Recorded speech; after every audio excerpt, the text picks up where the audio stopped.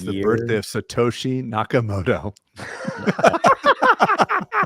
I'm kidding. I just wanted to bring it. You know, he's lining up a Bitcoin. I am not, you mother. I am not. All right. I'm sorry. And actually, Craig, I'll be quiet. It's the Luna coin, Luna. No one knows Natoshi because no one knows who he is. It's the immaculate. I like that. He's a god. He's a god now. I like that. Yeah, well, he's an unknown, so no one knows who he is. Therefore, how can you know his birth date? But he's like Mary Magdalene. Anyway, it's beautiful. The date is December 5th. So the year is coming to an end. And Dwight, you brought up something great recently. That in the beginning of last year, guys, we did predictions. If you remember that podcast. Oh, yes. Yeah. So we are going to be in a couple of weeks. We will be revisiting those so basically what we're going to do is we're going to revisit our predictions. And then we're going to predict kind of for the next. Well, it's just fun to do and see who was right and see who was directionally correct, and then I'll show you where you guys were wrong, and it'll be fun. It'll be fun. You can just give me the medal. Oh, it'll be great. It'll be great. It'll be a great victory lap for this guy, and I can't wait to. What are you talking about? I remember you being pretty scared, my man. Who? I'm just kidding. I wasn't scared. All right. So I was scared. I'm always scared, though. I'm scared right now. Well, look, scared money don't make money, though, Craig. Yeah, that's true. So anyway, guys, it was fun. We missed you today on the mastermind call. It was great. We are kind of in the phase of marketing right now in the Bulletproof pathway as it pertains to the mastermind, and there is, as you know, a lot of stuff that happens with that. And today was I brought in some special guests to talk about some SEO stuff. So it's always really cool. You know, and what it reminded me is that you're never out of the mix, right? Yes, you outsource this, and yes, someone handles this, but you're always still need to be learning about all these things. And it's just I was sitting there looking at some of the people in the audience who were, on the screen, and I was thinking to myself, like, no wonder dentists are rewarded really well if you do it well, because you got to do the dentistry, you got to deal with hiring, you got to deal with SEO. It's a bunch of stuff you got to do, even more so than many other operators, not to mention you have people's, lives in your hands, so to speak. Yeah, I mean, not in a life and death situation, but it's a lot. And so, when people say, oh, dentists make the most money now. Well, you know what? They're doing more than just the dentistry. Like, okay, so it's a grind. And anyway, I don't know where I'm going on that tangent, but Bitcoin is up. I do. There you go, Craig. The other day he says to me, he's like, can you do me a favor and screenshot the sale price of Bitcoin? You keep telling everybody it's 57. I don't think it was. I'm like, no, it was, Peter. It was 57. And I screenshot it was 51. So he's going to make it International Rag on Craig Day, the day that Bitcoin eclipses 51.7. Yes. It's like Laszlo Bitcoin Pizza Day. This is capitulation day for Craig, where he just falls apart. Turn money into memories. What an asshole. But you know what, a selfish thing to do. You're going to buy back in. You're going to buy back in at 500,000. And here's what I say to that. Everyone buys Bitcoin at the price they deserve. All right. Well, listen. I'm just kidding. It's all good. Hey, listen. I want proverbial spanking. Listen, I want it to go to $1 million because we're all your friends, and when your Bitcoin's worth $1 million and you have like 40 trillion in Bitcoin, it's going to benefit all of us. We're going to be knocking on your door asking for money. Yeah, I want to have this. I'll have like a gold microphone. That's my first purchase. I may have lost it all in a boating accident too, which is a tragic thing. Did you hear that? Yeah, he lost his passports. Anyway, it's gone. It's completely in the ether. Guys, today I want to go over something. And I feel like we talk about very tactical stuff a lot. I feel like we do, or maybe I feel like we do because Craig, whenever I do, you're like, oh, here we go with the steps and the stuff like that. The dental whisperer doesn't like it when we get into like data and nuts and bolts. He just wants to talk about, hold my hand. Let me read your future in dentistry. Hold it. Oh, wait, the dental whisperer has something to say. Hold on. Did you hear that? You're an asshole, Pete. Hey, well, actually, you do have a dental whisperer. I'm kidding. I love you, buddy. You do have a whispering story. Oh my God. So people, I have been putting you out there as the dental whisperer. Like, you know, you feel like your life is broken. Go see Craig. And Craig's this too. He can help you. misery loves. he'll talk to you via his experiences. Yes. Do you hate your life? Do you Me feel too. inadequate and hopeless? Me Let's too. talk. Call me. No, Set up a Zoom call. But you do have an innate ability to kind of filter the bullshit, and you get people directionally correct again, motivated about their true vision. And so, you know, all jokes aside, you do serve a purpose. Did you just call him, just for us? Contrary to popular belief. Is that what this it is this is the one trick pony conversation again. The one trick pony. Oh, that was a great. Uh, So anyway, let me tell you the story. So All right, the story. let's go. So I get this girl calling me. You know, the typical, I want to pick your brain about a marketing company. And by the way, what do most of us do when we have no idea what the fuck is going on? We hire a marketing company. And if the marketing company is a good dental marketing company, and you know which ones I'm talking about, the most popular ones that sell you something for $4,000 or $5,000 a month, and oh, by the way, at the end of the year contract, you don't actually own your own website or any of the copyright. So you just literally paid for a friend to talk to you, and then they're going to resell you all the crap they thought they created for you. You rented it. You rented, yeah, you're renting your website, but you're really paying for it. So anyway, so she says, I want to do this. I'm like, well, okay, so what's going on? Well, I need to rebrand, blah, blah, blah, blah, blah. How you doing? She's like, I bought the practice 10 months ago. Good. How you doing? She's like, my bookkeeper says I'm doing really well for a startup. Cool. What are you looking at? What's the net profit? I don't know, but we're profitable. And, you know, that's really good. My bookkeeper says that's really good. Okay, great. Well, again, from the podcast last week, entrepreneurial profit. Do you pay yourself as a dentist in the practice? Well, no. Okay. Well, I said, well, if you were willing to buy the Dunkin' Donuts down the street and everybody there would work for free, it would be a lot more profitable than if everybody there was needing to be paid, because that's salaries and is one of the largest parts of your overhead. And she gets real quiet and she starts thinking. And I'm like, when you bought the practice, because now she worked at the practice for 10 years before buying it. And the dentist that she bought the practice from, guess what?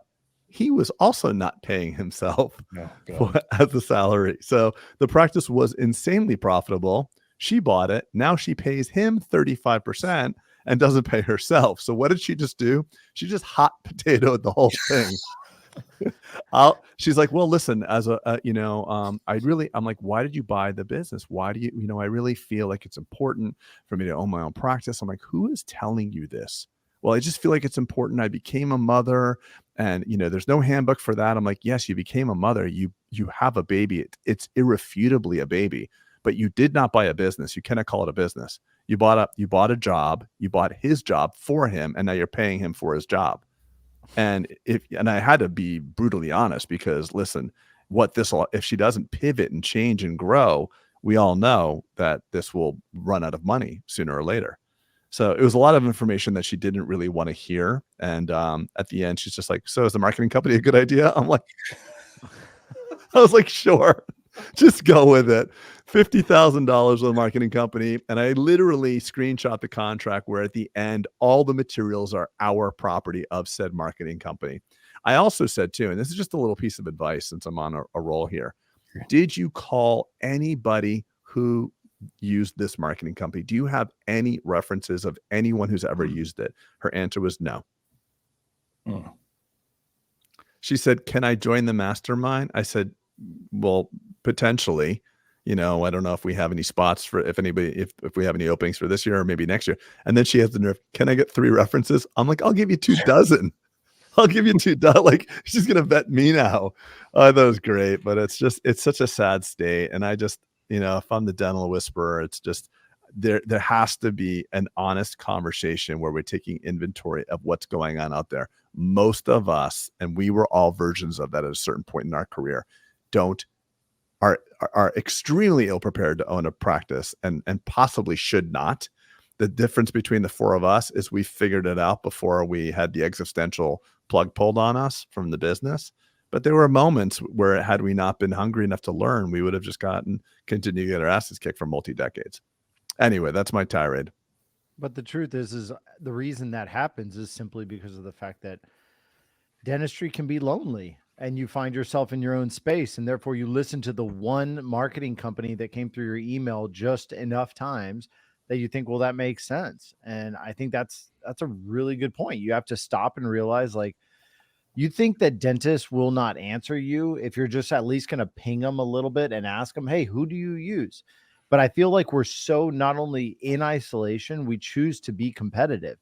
And we choose to be competitive with each other, so much so that I wouldn't dare call you and ask you, hey, have you used this, company? Or ask them, can you give me other dentists to call and ask them how it went, or things of that nature? We've got to work more together. But this is the nature of why consolidation works in our industry. It's because of the fact that we're all alone. No battle happens when, one team is fronted with a giant army, and then the other armies that you're battling are all split into a bunch of different pieces. They're unified and they're working together. That's the situation that we're running into in dentistry. But I don't blame her. I hear it all the time. One thing that we're overlooking in this specific story too, she reached out. She had the wherewithal. Well, no, she didn't. She didn't. So her rep, who's a friend of mine, made her call me. She didn't even want the help. Sure, but she called. Yeah. Your rep wants a lot of people to call for help, and you say, no, I got this. Or like Dwight said, I'm not calling them, because now suddenly we're competitors as opposed to all focusing on the same goal of an industry of making people healthier. She did reach out. She did talk to someone that was more knowledgeable or farther along than her. She's going to take that knowledge and hopefully implement it. And it's a learning curve, which I might add is what got every one of us where we are. I do want to just point out, and then made it better.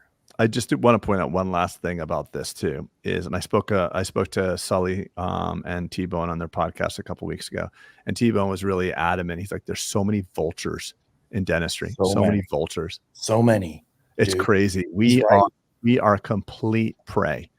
And the fact is that someone would be willing to sign a contract for a year lockup for $50,000 or $48,000 and not even bear to read the 5-page contract that you don't own it. It says it in plain English. You don't own any of the materials we create. It says it right there. And we're like, okay, sounds good. I like you too. Let's get started.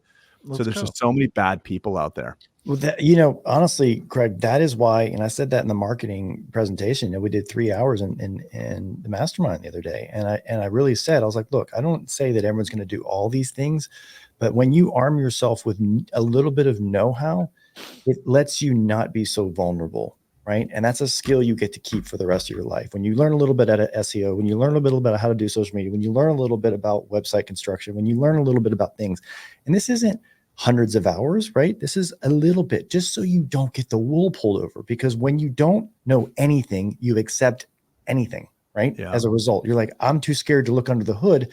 It's either working or it's not, but I can't turn it off now, right? And so to your point, Craig, I've been preyed upon myself in industries and I'm sorry, in my career and certain providers that I've tried. And luckily I've been able to be like, dude, I know more than you on this. Like, how is this possible? Right? Like, you're a fraud. On to the next, on to the next, on to the next. And had I known that, right, you just get, and dentists do get preyed upon. So I think T-Bone is absolutely right. I think it's people start licking. What's that meme where that guy's behind the tree? Oh yeah. He's like rubbing his hands together in the jacket and the yellow jacket. Yeah, I know. He's in looking, the park. I think like every vendor around dentistry starts coming around the trees like this. Like, yeah. And that's why you see them. these, but there's a lot. And the thing is I think by virtue of, like, we value the trust we have with our patients, we are super offended if Mrs. Jones says, do you really think I need a crown? Or where's the decay? Show me the decay on the x-ray.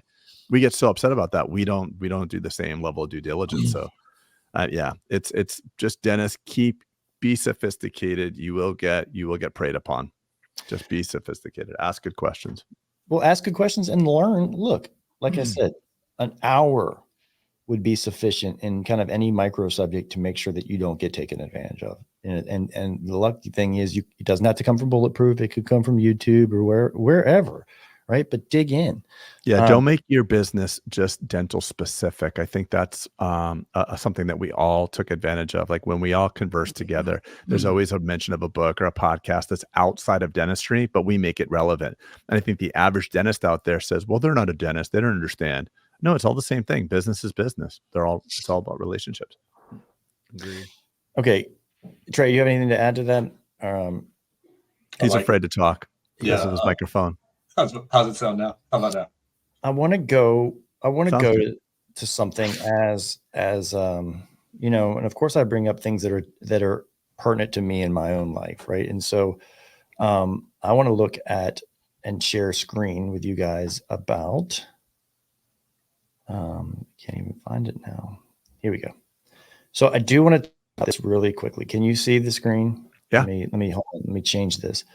I want to talk about the Bulletproof KPIs really quickly. And the reason I want to bring this up is because recently we got, maybe I got confused in my own practice about something called pre-appointment rate versus reappointment rate. Do you guys remember that call? I think we all got. Yeah. Okay. And so pre-appointment rate. And so I just want to go quickly over we call them the 5 Bulletproof KPIs. Okay. So it's practice pre-appointment rate. Number 2 is production per visit. Number 3 is utilization rate. Number 4 is treatment acceptance. And number 5 is net growth. And so I want to bring some clarity to pre-appointment rate because so long I was reporting on something called a reappointment rate, which is, Craig, the difference is, what's a reappointment rate? So a reappointment rate is what percentage? Oh, don't quiz me like this. From out of hygiene. Yeah, right. Yeah. And so it's like, we're at 90%. What percentage of hygiene patients are coming? That is incorrect. It is. Reappointment rate adds an element of time. You can have both practice or hygiene for a reappointment rate. But pre-appointment rate is a volume number. It's of all your active patients. Correct. How many of those active patients at any given time, it's a snapshot, have an existing appointment on the books in the future.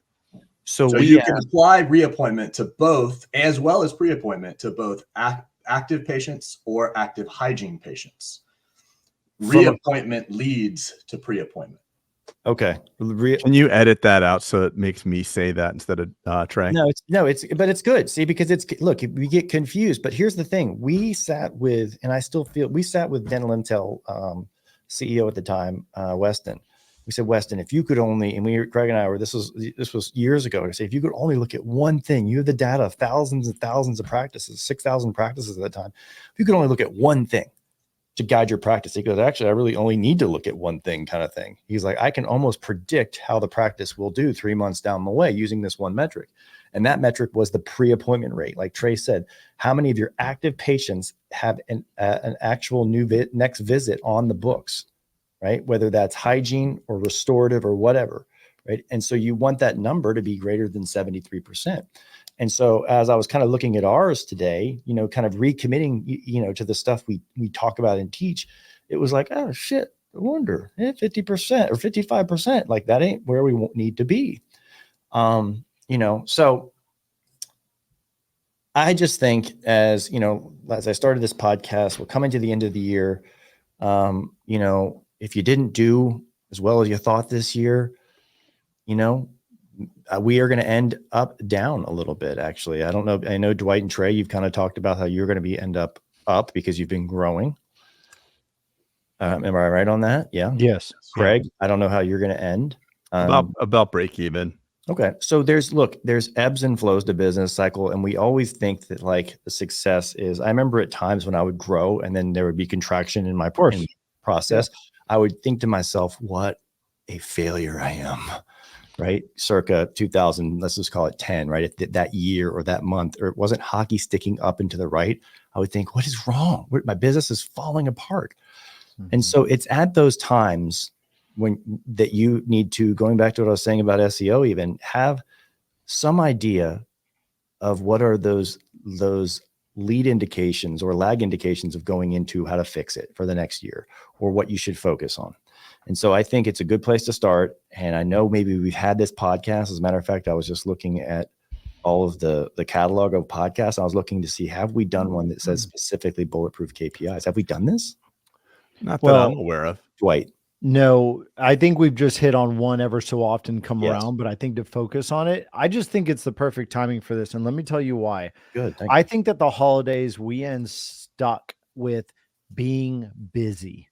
And I'm sure that everybody's listening right now. It's like, oh my gosh, it's just so many people are coming in and people are off and it's just craziness. And I don't think people realize that when it gets crazy is when everybody forgets the basics. Let me just get this patient out because I got another one coming in. It's just moving and grooving. And then what happens? Your pre-appointment rate goes down. Every hygiene forgets to do their numbers, do their regular protocols. I mean, I went by one of our offices this morning and I was listening to the morning huddle, and that was the reminder. Everyone, I know we're busy. Slow down and remember the basics. This was coming from the team. It was just like constantly reminding like what we need to do, because what we want to do is not create a feast and famine approach. Most people burn out during the holidays and then come back, and then you've got all these delayed situations where they forgot to reappoint patients. They forgot to put them for their next recall visit, their next doctor appointment. All that stuff went out because we were too busy. Well, it creates problems down the road. And our irresponsibility today creates a responsibility to that team later to try and come up and fix low production in a month. So I think it's great that we look at the basics right now. That's to follow up on that. When you truly focus on data, the feast or famine mindset, when you have high production, low production, high production, low production, and you actually average out what you took, say, in distributions or what the profit margins were over time, it will always be lower than if you consistently hit a slightly lower number. Every time you take something that is routine, it is duplicated, it is standardized, and it is consistent, it will generate something much bigger than the roller coaster up and down that feast and famine tends to create. And I think a lot of the reason of that is you get to that point by truly focusing on numbers, by something like these 5 KPIs. You drive these home, go back to the basics, and you just hammer these out. And you don't have to hit home runs in any one given bucket here. You have to hit singles on all of them, and you have to constantly be playing this game. I think that's well said. And as I've always kind of talked about, from summits and things like this, look, I know we get all googly eyed about the shiny object when a KPI company shows us their dashboard, and we look at it and we're like, yes, I'm signing up, doing this. And then we go home, we do it for the first week. We're like, look at all this cool stuff. And then 6 months later, we do nothing. Right. Yeah. And so sustainability is the most important thing. Not that you quote unquote have the software, but that you look at something that is sustainable. And I just don't think personally, again, I don't think that looking at 100 KPIs every month is sustainable, and nor is it impactful. So the purpose of this is just, I want us to stay as a group, a bulletproof group, directionally correct, with at least acting as the CEO or the CFO, because a lot of us honestly are the CMO, the CFO, the CEO of our groups, right? We are the entire C-suite. And so it is incumbent upon you to be looking at these things, learning how to do a little marketing, learning how your division, like all those jobs. Oh, and by the way, see the patients too, right? So that's why, going full circle back to what I was saying about, like, dentists, have a lot on their plates, and there's a lot of spinning plates. So I think we've covered number one. Number two, Dwight, can you take that one real quick? Yeah. So production per visit, for those who can't see it on the screen because you're listening on a pod. So number one was practice pre-appointment rate. That was the active patients with a new visit or next visit. Sorry. Yep. Divided by the total number of active patients. And our goal there is over 73%. Number two is our production per visit, which is net production divided by the number of patient visits. So total patient visits. And then the goal there is above 600 per hour there. And so essentially that gives you a sense of a general understanding. And in many, many ways, it's the time that has been done to treatment plan fully a case and get enough work done during those hours, and that you're being efficient enough to get that work there done. You go. I think you nailed it, Dwight, because I'm gonna have you do 3 as well, because 3 is kind of your KPI. So I always say that 2 is the efficiency of the appointment, or the efficiency of that captive, that patient in the chair right there. Like, how efficient were you with that time of the appointment? That's right. Okay. That's right. And if your software doesn't figure this out for you, or your help me out, guys. Your KPI software doesn't do it either. It's very easy to take. Just take all the people that came in at a patient block and your net production or net collections for the day. And like you said, Net production. The production would be on the numerator and the denominator would be the patient visit. Okay. So now we've got two KPIs that we are becoming more and more bulletproof as we proceed to number 3. Dwight, this is Dwight's baby. Mm-hmm. Number 3 is something that we focus on in creation, which is called utilization rate. Craig, are you still with us? I'm with you loud and clear. Yeah. Yes. Awesome. Yes. I love it. I love it. Yes. I love Getting it. glassy-eyed. Yeah. No, I Sorry, feel Dwight. Utilization rate helps us understand how our whole practice is being efficient, not just that individual patient at that one time with that one provider. Because the truth is we are running a full business, right? I can't tell you how many times we sometimes will start a mastermind with the group and someone's hygiene program is like a net loss leader, right? Or the doctor side, and they've got this incredible hygiene program, but the doctor side isn't keeping up. We want to know how efficient you're running out of the total number of chairs that you actually have in that practice and essentially over the number of hours that they're there. So it's the net office production divided by the total office hours. Now, total office hours includes 2 main things, and that is the factor of the number of chairs that you have multiplied by the number of hours that they're open and being used. So Dwight, let's do pertinent examples. I have a 6 operatory practice and I'm open for 8 hours a day. Right. So you've got a total net office production divided by 6 times 8. And essentially you've got 48 for that moment of time. For that day. But correct. For me, you would calculate your net office production. We like to do this essentially at a monthly basis, get a real understanding of what you're doing. And the more time you give it, the more efficient this number is. Because obviously you have to take into account holidays and actual days you're out. Because you just say I'm open 8 days a week is a problem, because some people are open 7 days on Friday or half day on Friday. Or take into account your actual hours, take out all your holidays, do that whole process, and then say your net office production divided by the total office hours. That's your number of hours you're actually a business times the number of chairs. That will give you somewhere in the range, which we typically find is somewhere between 70, 80, all the way up into 200, 300. We like to say you're really healthy if you're above 200. And when you're getting above that 250, that's when you start, you should be thinking, hey, do I need to add more chairs? Do I need to expand? Per chair in that number? That's the total utilization rate for the whole thing. For the whole office, he's saying. I got you. For with this formula with hours. Correct. Yes. Got it. Okay. So specific to the number of hours. The top is the money, and then the bottom is the hours. So if you have 6 ops and you're open 8 hours a day, right, and you're doing it for just that day, then it would be the money would be on the numerator on the top, right? Correct. If you're doing it for the week, then it'd obviously be the week collection. If you're doing it for the month, then it'd be the month collection. But your hours would obviously be increasing as well for all those times. And the utilization rate is a really interesting concept. And Dwight breaks that down to a very detailed level. Mm-hmm. You can apply utilization rate to almost any aspect of your practice to measure efficiency. But I use utilization rate as both a goal and an indicator of when to expand. And yes. I keep it very simple. So I do not break down to hours. I use this as strictly a per chair mentality. And what I look at is my net office collections over a year period divided by the number of chairs I have. And my efficiency number that I am looking to achieve in any given practice is the dollar amount on average per chair that I have in an office. And that tells me how I'm using annual basis. On an annual basis. Yeah. So it's the same math, just extrapolated over a longer time period. And so Dwight, Trey, you're using this as do I add more operatories, right? Because I'm exceeding. Correct. Like Dwight, you're saying, hey, greater than 200 is great.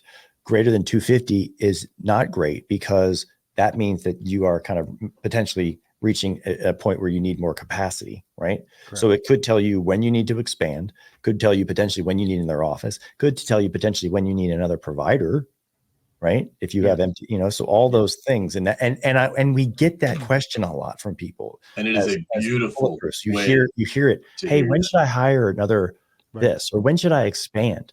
Right. And it's again, I always say, I made so many decisions based on gut feelings in the past, and my gut has not always been correct. Make data driven decisions, and not that that's going to like make you immune to potential down, but like you're making it from a data driven as opposed to just emotionally. You can talk yourself into almost anything. Well, most people are not only emotionally doing it, they're like, oh, there's a deal on an 8X chair from my rep, and I need to spend some tax money at the end of the year. Can't afford not to buy it. I'm not going to work on my business. I'm going to just buy the, and the truth is that's the problem is run the numbers. If they back up your emotional gut, fine, but like think it through, at least take the time to evaluate that. Okay. I'm going to go into number 4, which is just treatment acceptance percentage. Before I kind of explain what that is, I think it's pretty clear what that is to people, but I want a show of hands. Who has a treatment coordinator of the 4 of you? Yeah. Trey, you have no treatment coordinator? Not one. Interesting. Mrs. Jones, you got the K. You won't do it or you don't. I knew that was going to be the case for you. Knew it. Why do you need a treatment coordinator if you're doing only a quadrant? Waste of money. Okay. Well, it's a different type of dentistry too. Yeah, that's true. That's correct. We don't use a treatment coordinator if you need a DO on like your number 5. Yeah, there's a certain metric. There's a certain level of dentistry from a dollar amount that obviously involves a treatment coordinator. So I want to go. I want to hear what Trey has to say about that. Go. Okay, the waste of money comment. Well, I just like the way he thinks, and I think it's really important for us to hear his version. Yeah, let me hear it, Trey. Let's hear and how he breaks it down, because the truth is he does all kines of dentistry. So the real answer, according to Craig, he does not. He only does. Yeah. The real answer there doesn't do all sorts of dentistry. I do agree. I actually believe a treatment coordinator is a waste of money at all levels. So that's my real answer. My real answer is that a treatment coordinator is what people use because you somehow believe that doing 1 crown is different than 28 crowns. This is what I came for. So I don't believe that. I think that's a cop-out. That's a crutch. And so say it again, because I interrupted. I want to hear all the bravado in this comment. Y'all just dig a little deeper under the hood, so you're gonna get it. Yeah, sometimes you gotta stop talking. And there's a lot more to this. There's a lot behind this, but at the same time, keep going. No one's stealing your microphone. Keep going.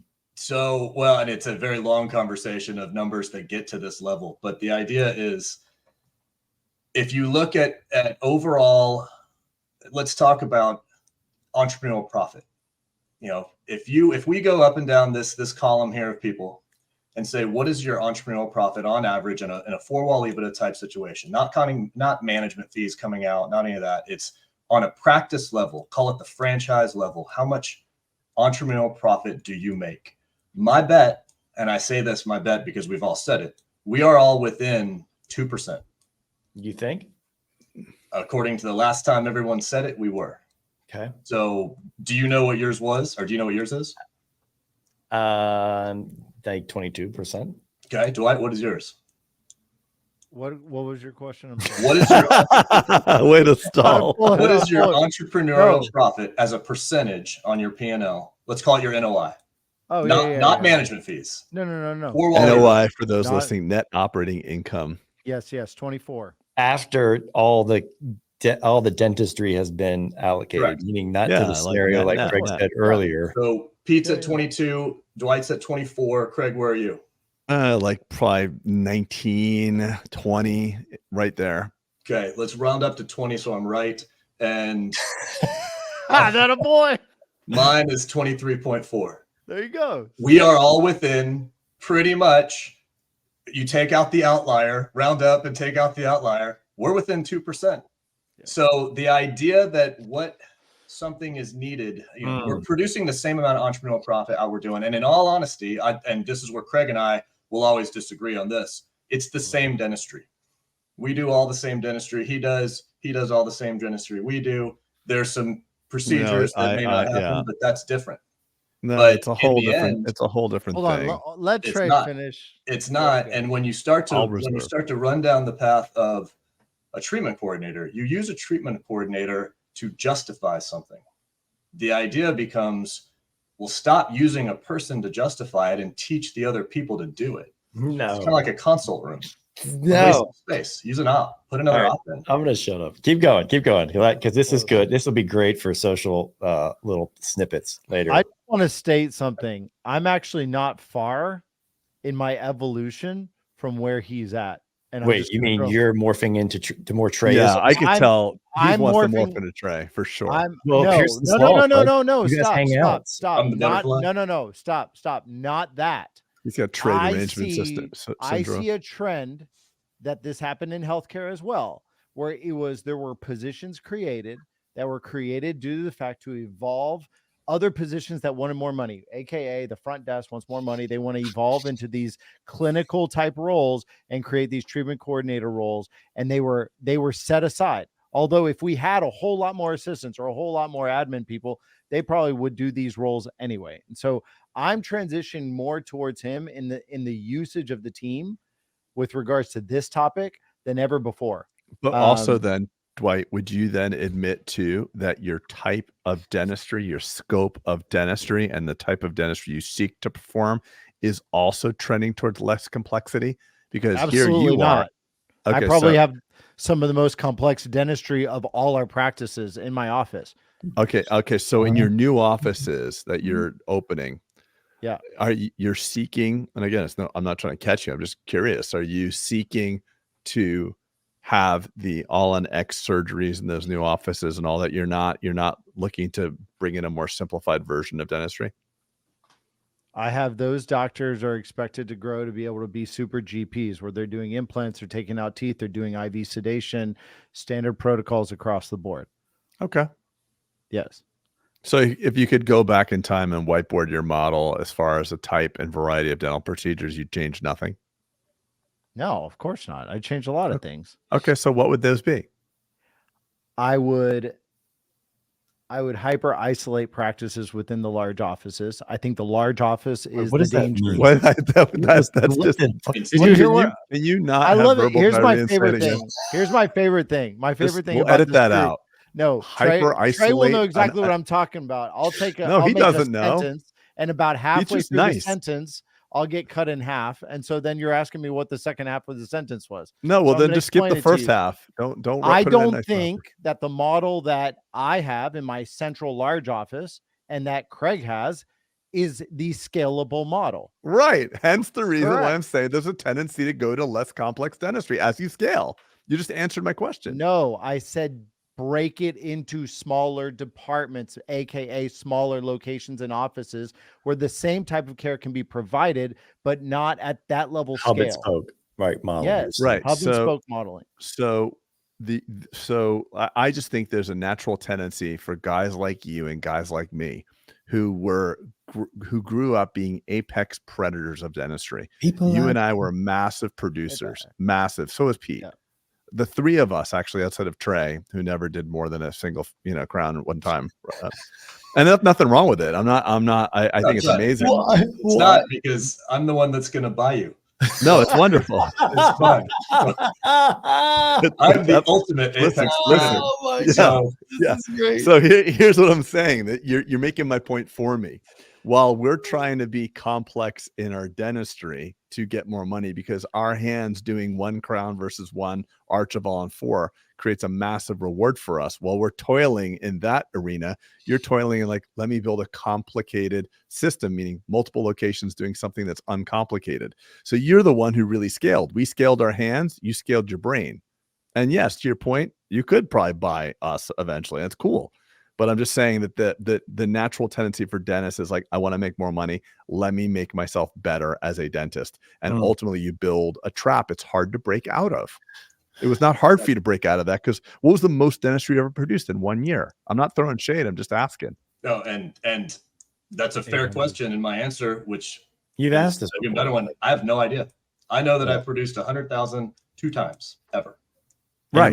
In a month. In a month. Yeah. I have no idea what I produced in a year because I never looked. Wonderful. And I guarantee you, Rick Workman or Suleiman Ahmed and all the greats from the DSOs that are running massive, beautiful organizations now never became hyper proficient clinical dentists. It's fine. And I think this is a really, and what I mean by hyper proficient, I don't mean hyper. I want to just make sure I'm clear. Hyper isolate. Yes, hyper isolate. It's enantiomer. I think I want to throw that word in, Dwight. An enantiomer. But anyway, I do your think limited vocabulary doesn't matter to me. It's okay. it's fine. I'm going that. So anyway, I'm going to jump in and tell you what Craig said. If you back up to take a snippet of what Craig said of you scale your hands. And as you scale your hands, because most dentists think like that, which is a very appropriate way to think in dentistry. Yes, of course. And you scale your hands, you get to produce more, you learn more procedures, your skill level increases. Therefore, your production increases as long as you can generate the patient flow to do so. Right. And then you create a trap, if and only if, and this is a conversation I have a lot with people, is the word trap. Is if you want to be the best dentist you can be, that is not a trap, that is a beautiful thing.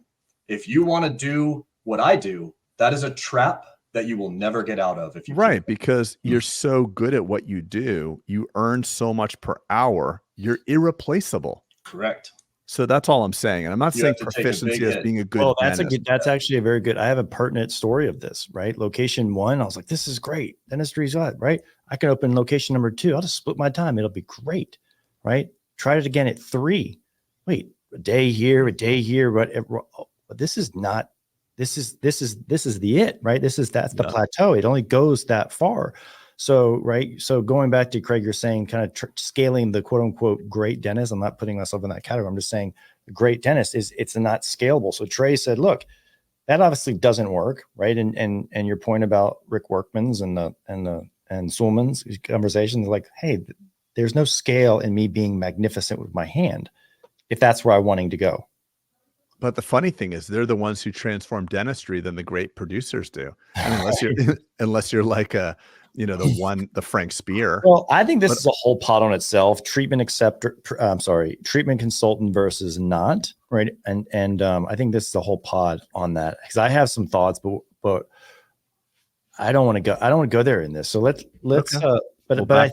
But Trey, all right. So let's zoom back out for a second. Would you agree though that this number 4, the treatment acceptance percentage, regardless if you have a treatment coordinator, is still a valid KPI to track? Whoever is presenting, whether it's your chair side, your dentist, you should be tracking the acceptance of what you propose. It is 100% worthy of a top 5 KPI. Okay, awesome.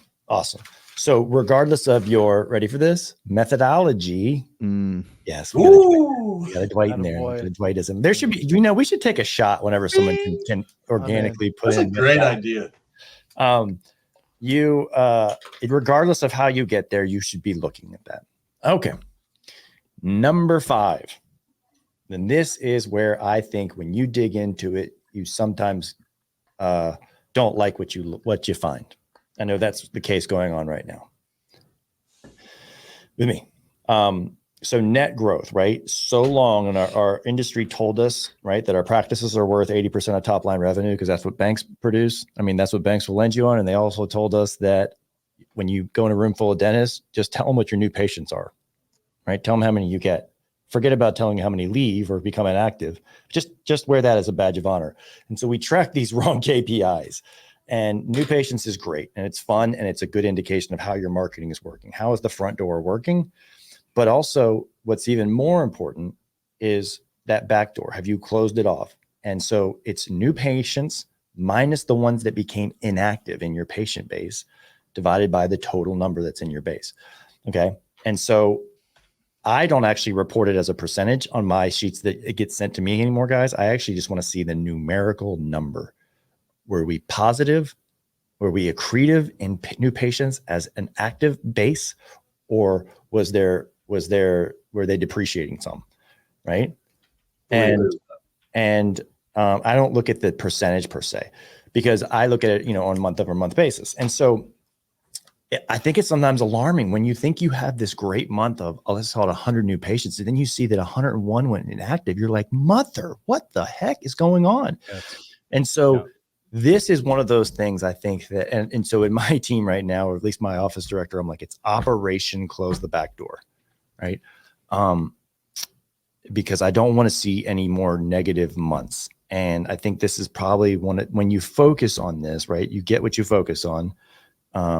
In that Pearson's law, or is that Pearson's where you get what you're the 5 people who you hang out with the most? Pearson's law is that what you measure tends yeah, to what you measure, right? And so just by putting our attention, it's like, how do we make sure, right? And so for instance, it's little granular things that I think just fall by the wayside. A patient calls to cancel and the person who answers the phone is like, okay, cool, I got it. And then that person goes into the abyss of like never gets followed up with or never rescheduled, right?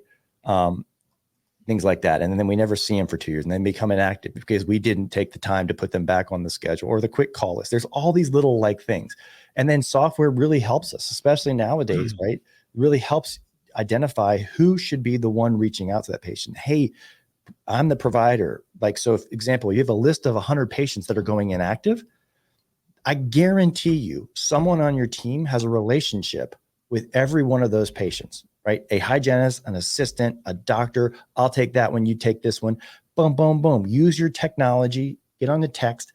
If you're like on a Weave or something like that, you can text a patient. Hey, Karen, I hadn't seen you in like 18 months. Just want to make sure you're okay. I want to get you back on the schedule.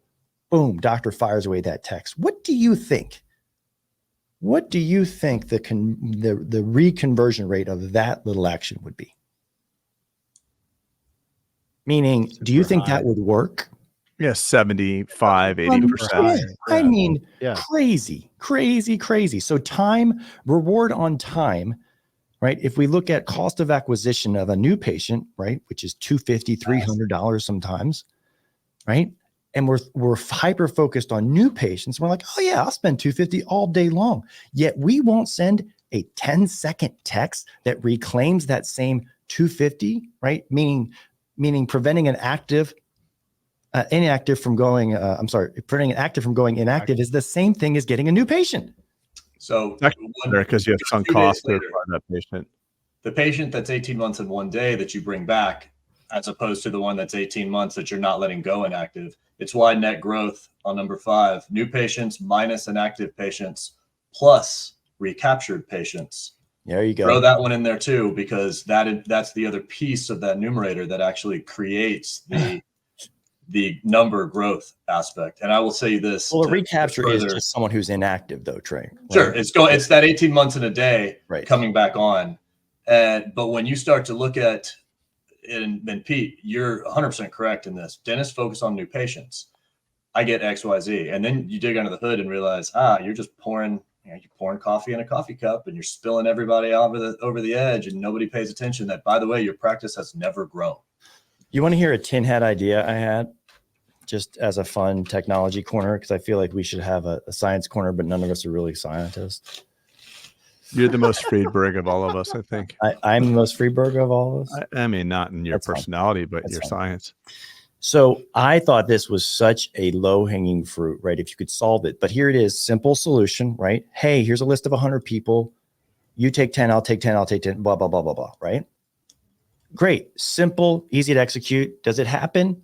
Nope, doesn't happen, right? So why? It's because people are resistant to kind of take those unless you really stay on the accountability of it. So I was like, man, it would be nice to... I actually started a software company and lost a bunch of money on this because I felt so strongly about it. But it was essentially, right, how to text a patient a video, right? Because texting someone is great, but a video would be amazing to say, hey, Karen, Dr. Smith, I'm just getting an appointment and I saw you on this, blah, blah, blah. Hey, click below if I haven't seen you in a while, click below if you want to make an appointment to get to see you or something. And then I was thinking, gosh, AI is going to make this.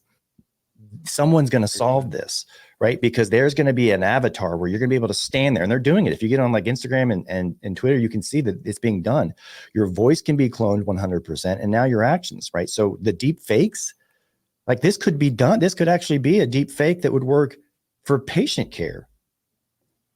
Okay, right? So you would not be recording the 100 videos every month. It would be, hey, digitally, I want to send my avatar to these 10 patients that's going to automatically insert their name and get them to click on the line below. So if anyone wants to build that, I'm I'll put money in it. Yeah, shut up. Now, for those that don't know, that's a private joke. When Peter didn't ask me, but made me invest in his last software company. But I still love you. Hey guys, Hey, I got to bounce. I love good, you all. Beat And it. this is not my thing anyway. But Trey, no shade, no disrespect. I Oh, of love course what not. you're doing. Of I course love not. what you're doing. Likewise. And I think for those that are sitting here Well, eyeing you're gonna the miss some good stuff that I'm gonna end no, I with. know, but I'll watch But- it. I watch all of right, our shit. right. But Trey, for those that are listening and they're young, they're early in their career and they want to be the entrepreneur that you are, it's probably a good idea to invest more in your learning of business systems than how to do the all-in-X. Although the all-in-X is great, but like at a certain point, you gotta pivot. Yeah, Correct. When you right. know what you want to be when you grow up. Bye, guys. See it. See you, Greg. So someone, back to my example, I think someone's going to solve that. I think it's going to be like a company that's already in that space, like a CareStack or a Patient Prism or someone who's in the AI space or Pearl, but You're gonna want to buy version 2. Version 1 is going to be a shit show. hey, Right? Janice. Geeky. This is Pete. No, actually, Trey, I've seen some really great, creepy stuff lately. I'm joking, but some is very creepy. How good Like it there is. was actually a guy that I know follow, and he told me that he got his voice cloned to read his audio. He puts out bunches of books, and he said it's indistinguishable. And he showed me one versus the other, and it was the AI reading I couldn't tell which was him reading and which was the AI. Crazy, right? So he just loaded up his manuscript, and the thing finished because reading your book is a pain in the butt. Apparently, Craig said. This is just so you know, this net growth thing is on. And it's not video, it's text-based, but is on my list that I'm working with my programming group to like automate stuff out of Open Dental.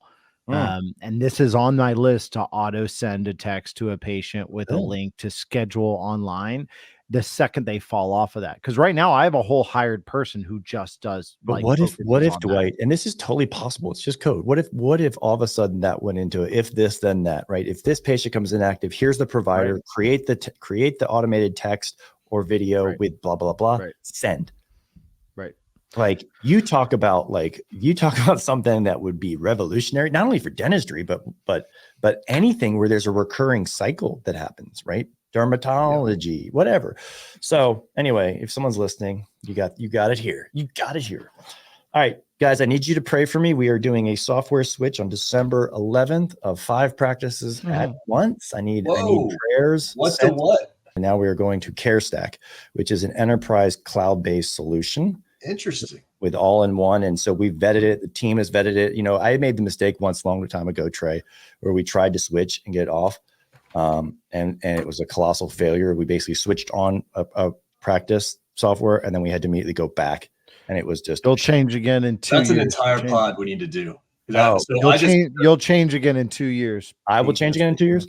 Yeah. I guarantee I don't. I guarantee you will. Wow. Here's another web-based is coming. Here's another viewpoint on that. You don't even need cloud.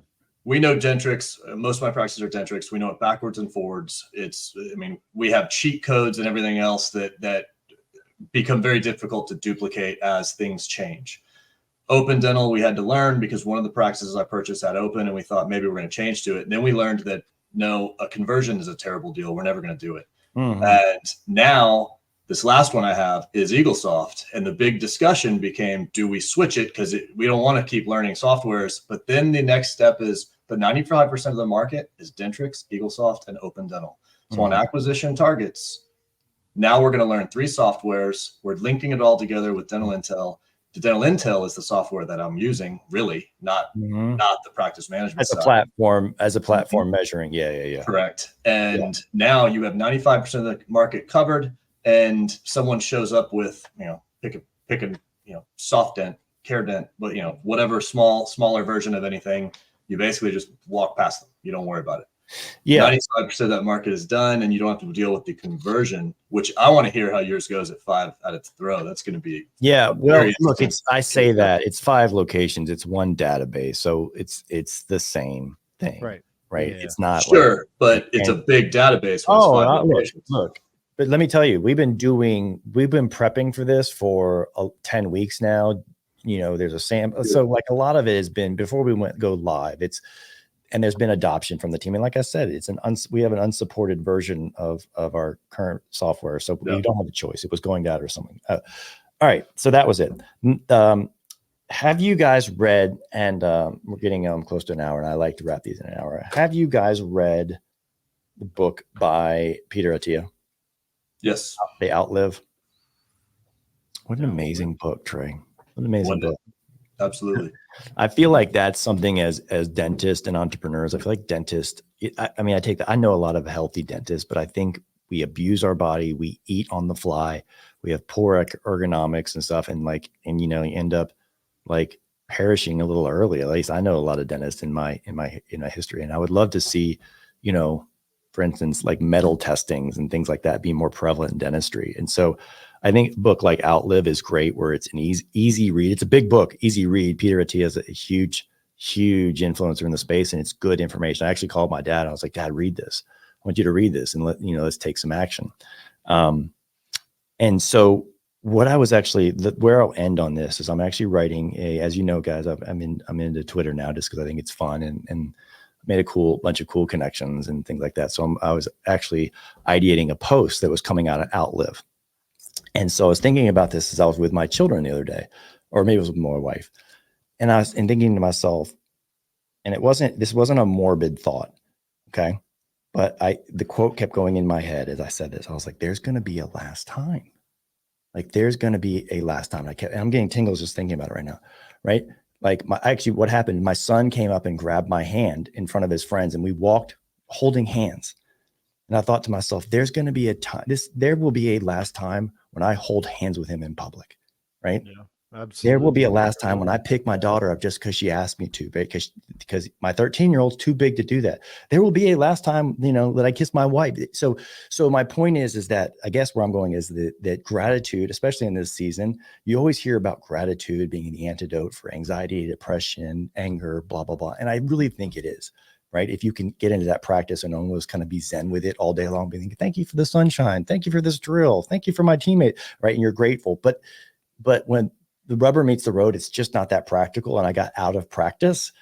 Right. And so, again, this is a new thing, but I'm trying to be a little bit more where my feet are and think of things in terms of like, yeah, this sucks right now. Like I don't want to be at this basketball practice. And then I'm thinking to myself, this could be the last, there will be a last time of this, right? Be where your feet are. There will be a last time that I'm, kicking the soccer ball. Maybe soccer's not on the agenda for next year or whatever, or baseball or sports, or, heaven forbid, I have a traumatic accident, right? And then therefore there will always be a last time kind of thing. So I guess you never know. I didn't want to end on a morbid thought, but what I've been really focusing on is like just looking in my life for the quote, there will be a last time for this. And hopefully it's not today, but it might be a month from now. It might be 2 months from now. It might be a year from now, but there will be a last for insert the blank.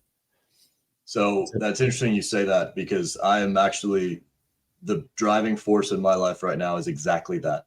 And although I don't say it as that, I changed it just because I viewed that, like you said, it kind of presents a down feeling of there's a last time for everything. Yeah.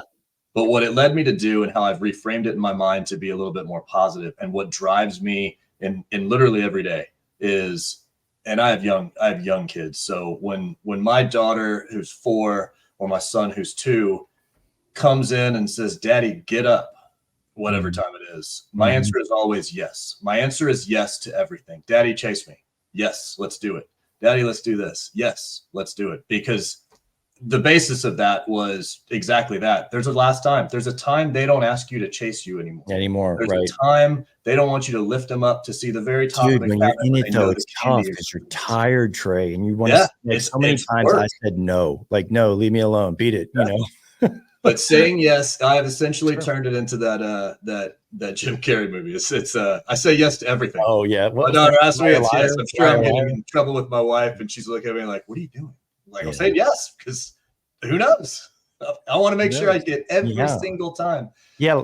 It's just interesting. I think too, the other thing is I was looking actually, Trey, at pictures. The other thing that prompted it, I was looking at pictures of my young kids. I have this thing called Picstar where you can in our kitchen where you can upload photos from your phone and it kind of just scrolls through them and you look at like chronologically over time. And at the time you're like, God, I really want this baby phase to be over because it's not fun. And then you can like, oh, there was a last time to that too, you know, and I'm about to go on vacation with my parents, you know, we're going out overseas and, you know, and there will be a last time that I travel with them kind of thing. So sure. I don't know. It's just, again, not morbid. I think it's just a time when you can reflect and know that we're not all perfect. I know I have screwed that up. What I'm saying, I know I've screwed up just as much as anybody else. As a matter of fact, I have regrets on some things I probably should have done, but like all you can do is on a go forward basis. Life's it's a journey. It's an interesting enjoy the journey. That resonated with me as opposed to being like, practice gratitude. You're like, okay. Thanks for the trees. Thanks for the grass. Right. You got to find something that resonates with you. And the thing that resonates with me is the line, there will be a last. And I'm like, holy shit. You know, so that's just where I want to end. I love the mindfulness ending here because I think there's something to be said for the fact that we need to be present more. And in the sense of building, why are you building these things? Why are you trying to do what you do? And with health, it's not always that it's going to be the last time that you lose it. It's maybe the last time that you're optimally able to get up and run with your kids. Optimal is also a part of that. Right? That's what I meant like, to that's a big piece. Thank you. Yeah. Yes. And I love the fact that we can just stop and say, hey, it is a gradient. And when you stop working out, you can't do these things. And therefore you have to appreciate the chance that you still have the ability to keep yourself in motion. Things like that. But that mindfulness is what it takes. And it's what it takes to run a business. It's and be there for your team. It's what it takes to be there for your family and to stop and like appreciate what you've created. And there will be a last for when you run a drill and there lasts for when you run a practice, right? And then when you think about it like that, you're like, oh, I'm probably gonna miss that a little bit, right? As opposed to like, I hate this, I'm gonna get out. So I don't know, it's a great spin. And yeah, guys, that was I enjoyed that. We're right at an hour. And a lot of good information in that. Yeah, there really was. You know, like I said, I was really nervous when I started this. I was like, I know we've talked about KPIs, but I don't think we've talked about them in terms of like, maybe it's only been at summits. We've talked about bulletproof KPIs, like the 5 that we all generally think are directionally good to follow, you know, as in a sustainable model. And I was really nervous that this is going to be redundant, but apparently it's not. So this is great. It's great. All right, fellas, Godspeed to you both. Awesome. And we'll see everyone next time on the Bulletproof Pod. Over and out. Bye.